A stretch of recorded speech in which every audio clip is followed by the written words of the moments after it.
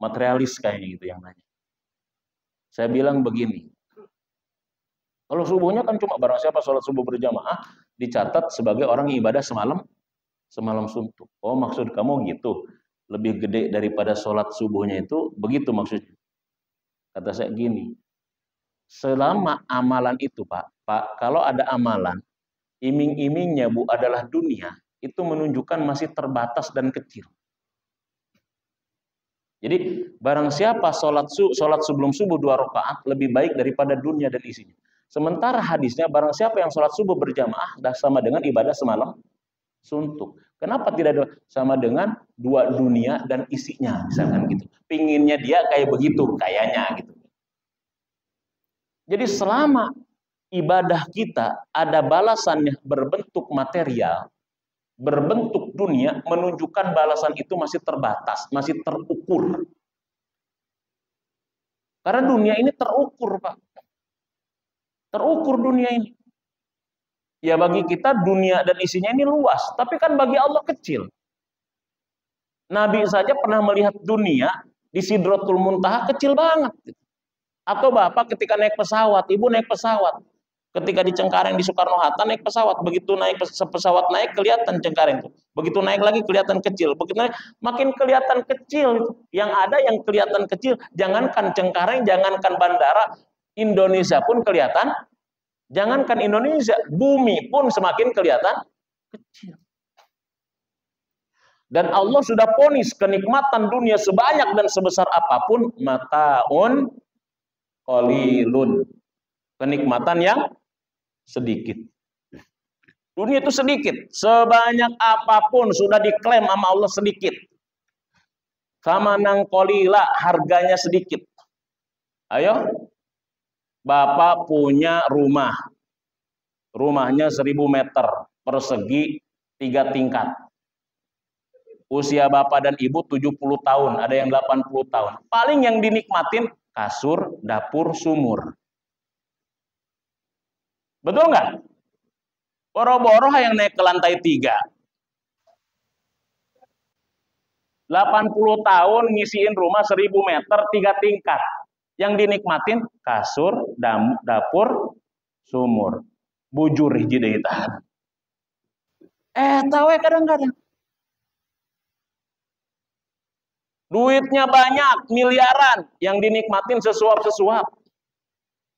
Apalagi kadang-kadang usia 80 tahun, uang banyak, rumah semuanya ada, tapi pajangan. Mau ngopi, Pak, jangan kena mah. Mau teh manis, Pak, jangan diabetes. Mau yang digoreng-goreng, Pak, jangan kolesterol. Mau lalaban yang hijau-hijau, Pak, jangan asam urat. Mau rebahan, mau tidur di atas kasur empuk, Pak, jangan urat kejepit. Cek bapana, ainu boleh naon mah atuh nu boleh. Nanti dibikinin sama bubur nggak boleh pakai rasa, disaring deui tah eta. Kasiksa tah. Jadi udah sama Allah udah dibilangin kayak begitu, mataun qalilun. Sebanyak apapun dunia sudah diponis sama Allah nikmat yang sedikit ayo. Kayak sekarang kita puasa, pinginnya mah semua yang dilihat dibeli. Udah puasa, minum teh manis, makan korma 3, plus dengan mie golosor, pakai bakwan, bala-bala. Kenyang. Nggak makan lagi udah segitu. Betul nggak Pak? Sedikit. Jadi kalau ada iming-iming dunia terkait dengan amal kita, itu sedikit walaupun dunia dan isinya. Tapi Allah kalau ingin memberikan balasan yang tak terhingga, biasanya begitu. Sholat sunnah dinilai ibadah wajib, sholat wajib dinilai 70.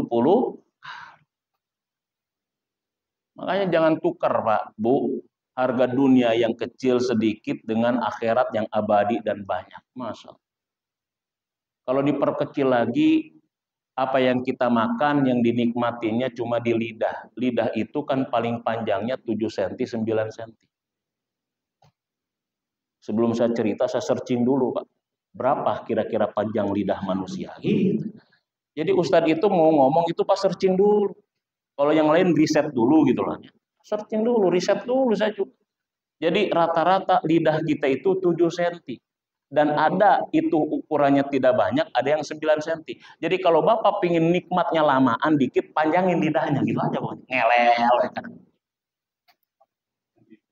Kalau nggak ngelel paling digenggam ya.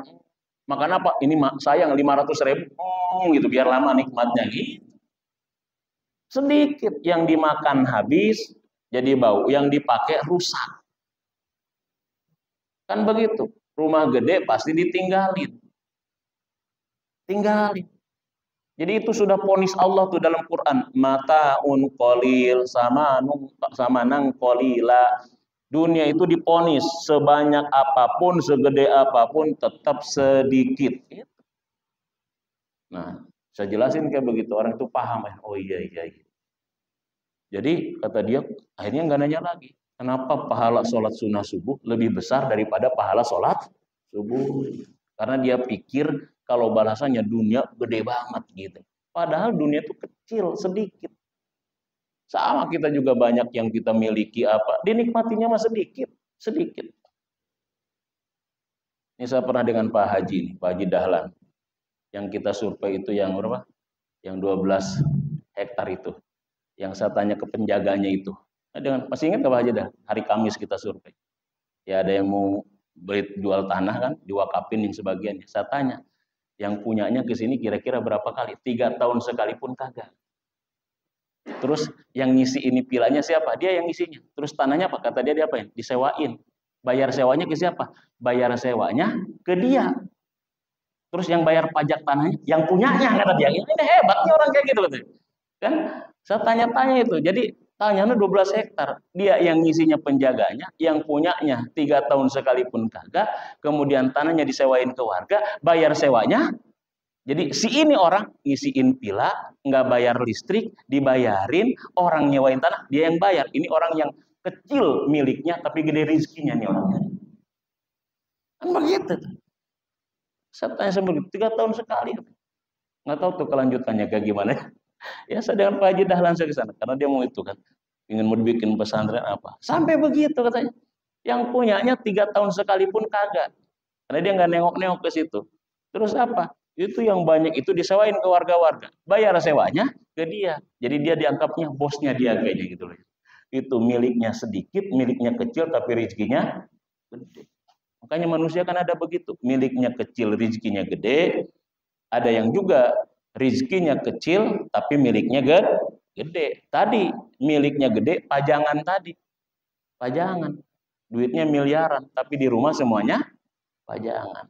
Ngopi pajangan, teh manis pajangan, yang gorengan-gorengan pajangan, yang ijo-ijo pajangan, kasur empuk juga pajangan. Tiap malam tidurnya di karpet sama tikar. Tikernya pun tikar dulu teh tikar ini apa tukar apa namanya? Pandan gitu ya. Aduh kasiksa aing mah didinya gitu loh ya. Begitu. Ya, ini bulan namanya Mudha'afatul Ajri, Mudha'afatul Amali. Bulan penggandaan amal, penggandaan pahala. Jadi makanya inilah program akselerasi. Jadi kalau kita pernah banyak dosa dulu, ya inilah momentum. Karena Mudha'afatul Ajri ini maknanya adalah banyak. Bisa makna menambal, menutupi yang bolong, menambal yang bolong. Dan kalau ternyata yang ditambal, yang bolong semuanya sudah ditambal, ada bonusnya, ada lebihnya, menjadi stok kita nanti. Kan begitu. Contoh misalkan kan terkait dengan apa namanya Lailatul Qadar kan ya. Coba lihat banyak baca tafsir tentang surat Al-Qadar itu. Surat Al-Qadar ini kan kalau dalam tafsir Sawi ya, sarah tafsir Jalalain atau saya baca juga dalam tafsir yang lain. Kan asbabun nuzulnya kan. Karena Nabi pernah bahasa kitanya dalam tanda kutip diejekin orang Bani Israel.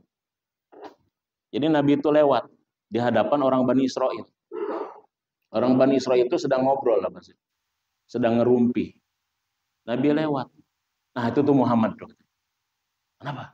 Muhammad, umat kamu itu tidak akan ada yang mampu menyaingi umat kami. Umat kami itu dulu, ini ceritanya ada dua nih. Dulu umat kami itu ada orang yang 80 tahun hidup. Malamnya ibadah, siangnya dipakai perang, jihad. 80 tahun. selama 80 tahun, malamnya ibadah, siangnya ya, umat kamu nggak ada yang itu satu. Terus umat kamu nggak ada yang bisa, makanya umat kamu itu tidak ada yang bisa menyaingi umat kami. Rasulullah kan pulang dari situ kan ngeluh, ngadu ke Allah. Kalau Rasul itu kalau ada apa-apa ngadunya ke Allah. Bikin statusnya langsung di langit. Kalau kita mah di FB kadang-kadang. Ngadu. Ya Allah, inna ummati aqsara man fil ard. Wa aqalla a'mal man fil ard. Wahai Allah, sesungguhnya umatku ini adalah umat yang paling pendek-pendek umurnya dan paling sedikit-sedikit amalnya. Dan juga paling kecil orangnya. Umat Nabi kan kecil. Umat-umat dulu kan gede-gede. Ya, umat Rasulullah ada yang semampai kan, semeter tak sampai gitu kan.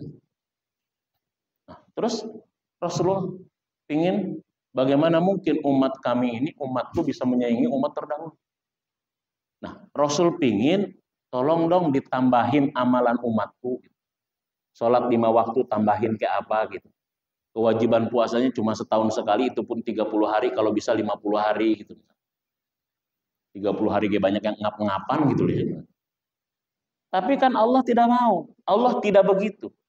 Tidak perlu ditambahkan umurnya panjang-panjang seperti umat terdahulu. Tidak perlu ukurannya digede-gedein. Tidak perlu amalannya ditambah-tambahin. Orang sholat cuma 5 waktu aja banyak yang telat gitu loh ya. Tapi apa yang terjadi? Tapi Rasulullah minta kepada Allah dengan serius. Allah pun kasihan kepada Rasulnya. Kemudian Allah berikan. Inna anzalnahu fi Lailatul Qadr. Wa ma adraka ma Lailatul Qadr. Lailatul Qadri khairum min alfi syahr. Turun tuh surat itu. Enggak perlu ku panjangkan umurnya, ku gedein orangnya, ku tambahin amalnya. Cukup ku kasih 1 malam di antara 30 malam itu yang kalau dia beramal lebih daripada 83 tahun 3 bulan. Masya Allah, akselerasi langsung. 1 malam lebih dahsyat daripada berapa? 1000 bulan. 83 tahun 3 bulan. Dapat itu 10 kali aja, 10 Ramadan, 83 tahun kali 10 udah berapa? 830 tahun. Masya Allah. Tapi tetap geus dikitu-kitu kan ya, tertarik. Waktunya 10 terakhir mah hees we. Orang sibuk ngeburu Lailatul Qadar, ini mah tetep nutugan uli di dapur. Bikin nastar. Bikin dodol. Ngagorengan keripik Aceh. Wayahna Bu, malam ganjil 10 terakhir tinggalkanlah dapur utah ongseng di dapur. Wayahna malam ganjil mah maaf ya, mama enggak masak, kita GoFood aja, gosen aja udah. Mau ibadah gitu. Kan begitu. Jadi dahsyat daripada 1000 bulan. Itu adalah merupakan permohonan, bahasa kita ngemisnya Nabi kepada Allah agar umatnya tidak kalah dengan umat yang lain. Agar tidak kalah dengan umat yang lain. Dikasih sama Allah tetap. Allah itu baik. Apapun yang diminta Nabi selalu dikasih. Ini kan dahsyat. Makanya kadang-kadang ketika 10 terakhir, begitu Allah jor-joran ngasih diskon pahala, nggak kalah ternyata Matahari, Ramayana, jor-joran ngasih diskon. Hanya kita nggak tahu nih tertarik ke mana, tertarik ke masjid atau tertarik ke mall gitu loh kan. Jadi ini dasar modo afatul ajri, modo afatul amal. Jadi bulan untuk menggandakan amal, bulan menggandakan pahala. Jadi bayangkan Pak, 1 bulan kita ini bisa menutupi 1 tahun yang lalu dan 1 tahun yang akan datang dari kebaikan-kebaikan kita yang kurang. Atau mungkin ketika masa-masa dulu kita kurang banyak kebaikan bisa ditambalin. Ini kita selagi masih baru 10 pertama. Ini kita baru jelasin tentang Ramadan, belum kita jelasin tentang ibadah puasa. Itu Ramadan. Itu yang keberapa? Yang kedua, fungsi Ramadan kata Ibnu Rajab begitu. Mudha'afatul ajri. Bulan untuk menggandakan pahala, menggandakan amal. Sunnah dinilai wajib, wajib dinilai apa? 70 kali. Jadi ngaji kita ini berapa? 70 kali. Dihitung, Ustaz, satu kali ngaji 70 kali. Sebulan bulan Ramadan ada 4 kali. 70 kali 4 berapa? 202. Akhirnya beres Ramadan, ngaji-ngaji mana? Bener eta mah penuh. Tuh dimulai-mulai we ngaji. Kenapa? Tenang Ustaz, masih banyak stok yang kemarin Ramadan. Waduh repot. Itu teh buat nambalin yang dulu kurang. Gitu aja Pak. Kalau masih ada bonus, alhamdulillah. Ya, jadi begitu. Yang ketiga, satu lagi aja. Balik ke imah juga nggak disuguhin kopi Pak lah gitu deh. Bener nggak? Ini itikaf, kita itikaf. Nanti sampai suruh. Lontong sayur juga nggak ada gitu. Yang ketiga, ya di samping tadi tathir ya, mudha'afatul amal, yang ketiga adalah taqarrub. Dia itu adalah bulan taqarrub, bulan pengakraban diri, bulan pendekatan diri kepada Allah Subhanahu wa taala. Taqarrub. Nah, ini yang menyebabkan, coba lihat redaksi ayatnya Pak ya, redaksi ayatnya. Jadi kenapa di Ramadan ini doa dikabulin, Pak? Kenapa di Ramadan itu doa kita didengar? Ya kan salah satu Ramadan itu kan bulan apa? Bulan pengkabulan apa? Kenapa doa itu dikabulin Allah, didengar Allah? Karena posisi kita dengan Allahnya dekat. Coba lihat redaksi ayatnya ya. Ini nyodain. Redaksi ayatnya dilihat. Surat Al-Baqarah 186 ya. Ini susunan ayatnya begitu, Pak. Ya, susunan ayatnya. Ini kalau kita tadaburi, Pak, ayat tentang Ramadan itu, kalau kita tadaburi ada 5 ya Pak. Dari surat 2, 183 sampai 187. Ini ada 5 nih ya. 183, 84, 85, 86, 87. Ada 5 nih. Ini ayat Ramadan nih. Nah, di antara 183 sampai 187 ada 186. Jadi kalau Bapak mau menerjemahkan gini. Ini ayat Ramadan ya. Jadi 183 tentang kewajiban Ramadan. 184 kan tentang siapa yang dapat rukhsah ya, dapat rukhsah di bulan Ramadan. Ya. 185 kan tadi Ramadan bulan turunnya Nah, 186 tentang posisi Allah di bulan Ramadan. Ini ayat Ramadan nih. Posisi Allah di bulan Ramadan itu adalah qorib. Qorib itu sigot mubalaghah. Qoribun. Sigot mubalaghah. Amat sangat dekat. Jadi gini, kenapa di Ramadan itu setiap doa dikabulkan? Lihat redaksinya. Wa idza sa'alaka ibadi anni fa inni. Pertama qorib dulu. Setelah qorib apa? Ujibu da'wata da'i idza da'an. Itu redaksinya begitu. Kalau hambaku bertanya kepada Muhammad tentang aku, bilang aku ini apa? Karena Allah sudah dekat posisinya dengan kita, kemudian apa? Aku jawab, aku kabulkan setiap permohonan hambaku yang memohon kepadaku. Jadi yang pertama qoribnya dulu. Kalau sudah qorib gampang mau minta juga gitu. Ini kenal kagak, deket kagak, WA.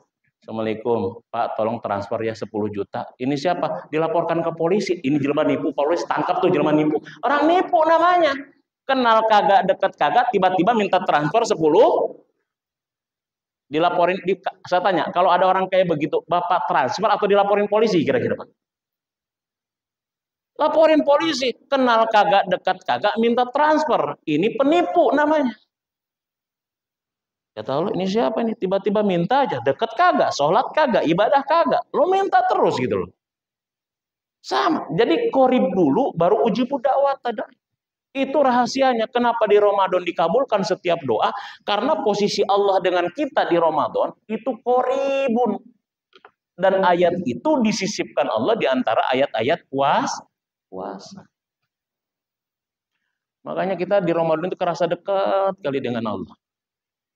Panas jam 12 pulang kerja buka kulkas, ada es sendiri punya kita. Istri kagak ada, kita sendiri. Tapi karena kita tahu Allah dekat, nggak berani kita, belum waktunya. Qorib, dekat. Karena saking dekatnya posisi kita dengan Allah, maka Allah bilang, mau minta apa? Tinggal minta, akan aku kasih apa yang kalian minta. Masya Allah. Itu di situ. Sehingga mari kita dekatkan diri. Ya kalau sudah dekat dengan Allah kan Pak manfaatnya banyak. Kita sama pejabat pingin dekat, sama presiden pingin dekat, sama Pak Wali Kota pingin dekat, sama artis pingin dekat. Tapi kenapa sama Allah nggak mau dekat? Kalau sudah dekat sama Allah, manfaatnya banyak. Banyak manfaat. Manfaatnya banyak. Dan nggak ada manfaat untuk Allah. Semuanya manfaat kembali kepada siapa? Itu kelebihan bedanya dekatnya dengan Allah. Kalau kita dekatnya dengan pejabat, bisa jadi manfaatnya nanti untuk pejabat. Kalau kita misalkan baiknya untuk pejabat, baiknya kepada pejabat, baik kita untuk atasan. Tapi kalau misalkan kita baiknya kepada Allah, dekatnya dengan Allah, kebaikan itu kembali kepada siapa? Kepada kita. Enggak ada sedikit pun untuk Allah, karena Allah enggak butuh kita. Gitu. Enaknya jadi hamba Allah kan begitu. Kalau kita kerja untuk Allah, yang untung siapa? Yang untung siapa? Kalau kita kerja untuk atasan, yang untung siapa? Atasan. Kalau kita kerja untuk atasan, yang untung atasan kita. Tapi kalau kita kerjanya untuk Allah, yang untung siapa? Balik lagi keuntungannya semuanya kepada kita. Enggak ada sedikit pun keuntungannya untuk Allah. Itu ya. Dan Ramadan itu momentum yang sangat tepat mendekatkan diri kepada Allah, karena hambatan antara kita dengan Allahnya tidak ada. Ya, ke Jakarta lewat Cibinong banyak hambatan. 1, banyak pertigaan. 2, banyak angkot ngetem. 3, Pak Ogah nyupi riwit wae. 4, ojek di mana-mana. 5, banyak jalan berlubang, polisi tidur. Lambat kita mau ke Jakarta lewat jalur umum. Sehingga ke Jakarta 60 km per jam. Tapi kalau pingin cepat ke Jakarta lewat tol, nggak ada hambatan, nggak ada Pak Ogah, nggak ada pertigaan, nggak ada yang lain. 150 km per jam. Begitu dekat dengan Allah di luar Ramadan, hambatannya banyak. Setan ngaguntayangan terus. Dunia tarikannya kencang. Hawa nafsu jor-joran tidak terkendali. Makanya hambatannya baik. Tapi di Ramadan setan diikat, hawa nafsu diarahkan, dunia tidak terlalu kuat tarikannya, 150 km per jam. Insya Allah. Makanya wajar orang kalau sudah puasanya benar, pasti dia takwa. Kalau sudah takwa, Masya Allah. Mudah-mudahan kita termasuk orang-orang yang diberikan oleh Allah ketakwaan dengan Ramadan yang kita lakukan. Amin. Ya Rabbal Alamin. Itu barangkali yang bisa disampaikan. Ya, mudah-mudahan nambah semangat kita, nambah semakin menghayati. Jadi mulai sekarang panas, mulai sekarang haus, lapar, nikmatin hausnya, nikmatin laparnya. Jangan hanya dinikmatin bukanya. Kalau yang nikmatin buka mah anak kecil gitu nikmat itu. Pokoknya ketika lapar kuruk-kuruk, Masya Allah, nikmat kali. Ya, karena di situ ada nuansa Al-Quran. Itu barangkali Bapak dan Ibu yang dirahmati oleh Allah Subhanahu Wa Taala, ya, mudah-mudahan ada manfaat bagi kita semua. Yang benar dari Allah, yang salah semata-mata kebodohan saya sendiri. Mari kita tutup dengan hamdalah dan kafaratul majlis. Alhamdulillahirabbil alamin. Subhanakallahumma rabbana wa bihamdika asyhadu an la ilaha illa anta astaghfiruka wa atubu ilaik. Assalamualaikum warahmatullahi wabarakatuh.